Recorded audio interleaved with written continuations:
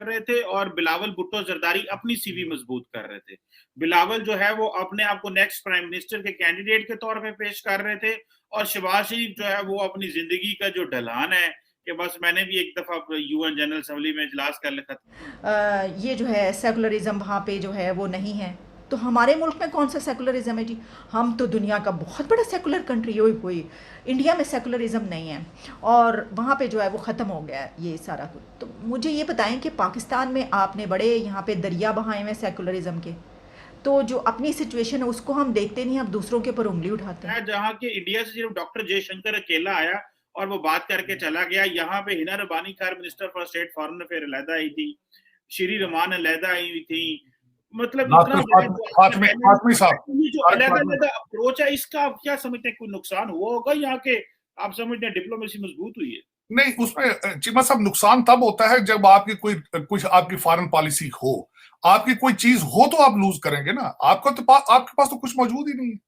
बिलावल ने फ्रांस 24 को एक इंटरव्यू दिया और उन्होंने कहा कि जी कश्मीर के साथ काफी ये हुआ, ज्यादती हुई, जुल्म हुआ और नरेंद्र मोदी जी जो है उन्होंने एक सेकुलर स्टेट को जो है एक हिंदू स्टेट में कन्वर्ट किया।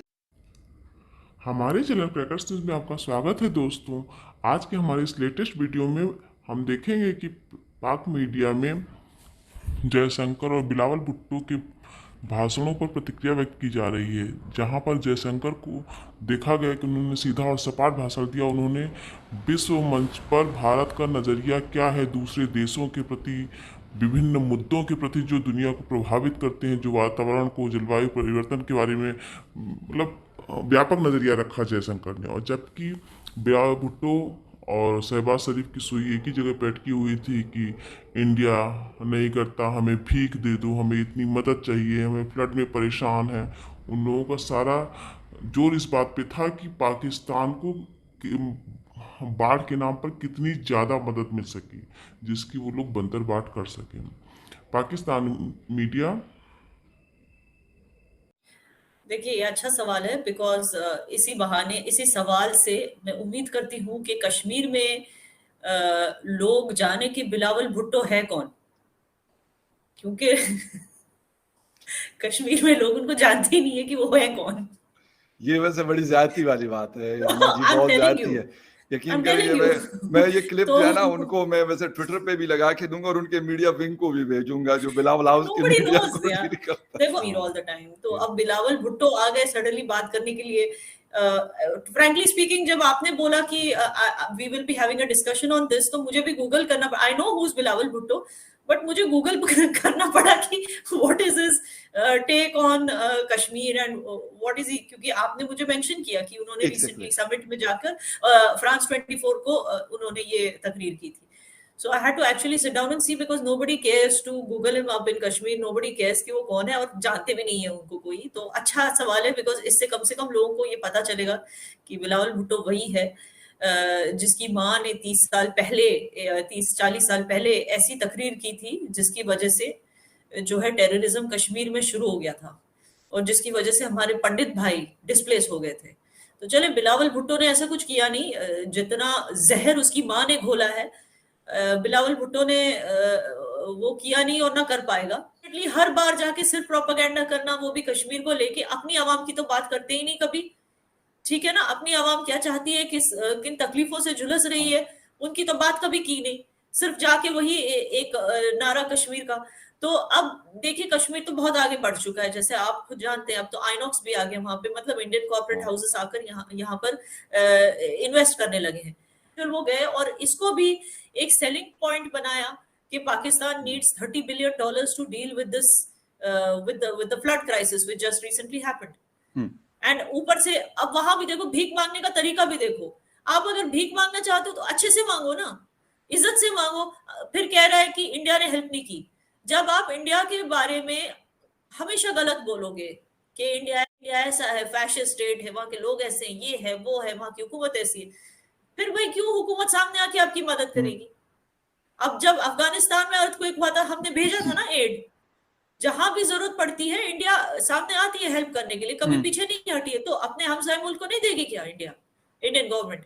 लेकिन एक तरीका होता है भीख मांगने का, इंडिया फैशिस्ट है, इंडिया ये है, इंडिया वो है, इंडिया ने हमें हेल्प नहीं किया, ऐसे ये क्या तरीका है? ये तो कोई ऐसे लग रहा है कोई बच्चा वो होता है ना, वाइन करता है ना बच्चा, मम्मा ने आज मुझे खाना नहीं दिया।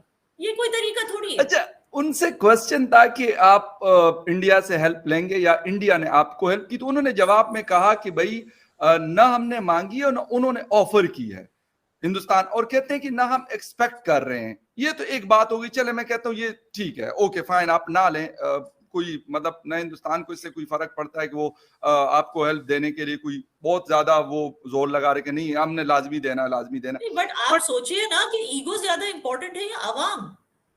अगर आप आवाम का सोचेंगे तो ये सब देखिए, इट इज वेरी क्लियर। मैं पाकिस्तान की आवाम तक ये चीज पहुंचाना चाहती हूँ कि आपकी दुख तकलीफों को बेच बेच के ये लोग वर्ल्ड बैंक और यहाँ वहां से पैसे लेते हैं, और हमारे कश्मीर की बात कर करके भी ये लोग वर्ल्ड बैंक से पैसे लेते हैं और अपनी तिजोरियां भरते हैं। Simple as that. जो आपके लिए भीखे मांगी जाती है अलग अलग इंटरनेशनल प्लेटफॉर्म्स में, वो पैसा आप तक नहीं पहुंचता। ये चीज आप लोगों को शायद पता भी होगी, और मैं उम्मीद करती हूं कि आप खुद ऐसी हुकूमत चुनेंगे जो बार बार ना तो कश्मीर का मुद्दा उठाएगा और ना ही करप्ट होगा, बल्कि अपनी तिजोरी भरने की चक्कर में नहीं होगा, लेकिन इस मकसद से सियासत करेगा कि लोगों की और आवाम की खिदमत हो। ओके अच्छा, यहाँ ना तकरीबन कुछ दिन पहले एक डिप्लोमेट से बात हो रही थी, तो उसने एक बड़ी मुझे वो बात बड़ी अच्छी लगी। मैं यहाँ पे इसलिए आपसे वो पूछ रहा हूँ क्योंकि आप खुद कश्मीर से हैं। उसने कहा कि उनके पास इंडियन है, कहते हैं कि आप उनको कहेंगे कि भाई हम आपको पाकिस्तानी पासपोर्ट और पाकिस्तानी कार्ड देंगे, तो कहते हैं कि डू यू थिंक कि वो खुशी खुशी ये चीज ले लेंगे? तो लगता है आपको कि ऐसा कुछ होगा कि वहां की आवाम वही चाहती है जो बिलावल साहब बोलते हैं या हमारा कोई फॉरेन मिनिस्टर बोलता है? एब्सोल्युटली नॉनसेंस कि वो ऐसे क्यों बोलते हैं। It is nonsense. मतलब क्यों कोई इंडियन चाहेगा कि पाकिस्तानी पासपोर्ट पे ट्रैवल करके खुद की बेइज्जती करवाए? इट इज एंड मैं आपको बोल दूं कि ये अगेन ये आवाम का सिचुएशन है, आवाम सफर करती है।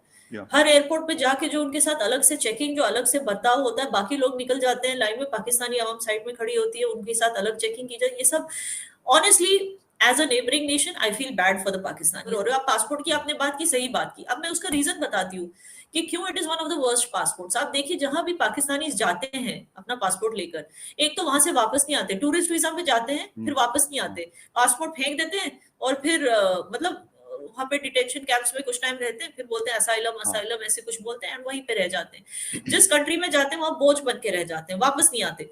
दूसरी बात, अगर वो वहां जाते भी हैं तो उन्हें पढ़े लिखे होना चाहिए, कोई उनके अंदर कोई काबिलियत, स्किल्स होने चाहिए उनके पास, स्किल्ड लोग होने चाहिए, तो कम से कम वो कंट्री उनको वेलकम करेगी। वो ऐसे ही चले जाते हैं, फिर वहां जाके बिकॉज उनके अंदर कोई स्किल्स और काबिलियत नहीं होती, वो गैंग्स बनाते हैं, ड्रग्स बेचते हैं, हमेशा गलत काम। आप यूके में ही देखिए, कल ही न्यूज़पेपर में मिड डे में आया था, यूके मिड डे में, कि एशियन गैंग इज रनिंग, मतलब एक रैकेट चला रहे हैं जिसमें यंग बच्चों को वो सेक्स ट्रैफिकिंग के अंदर डाल रहे हैं यूके में।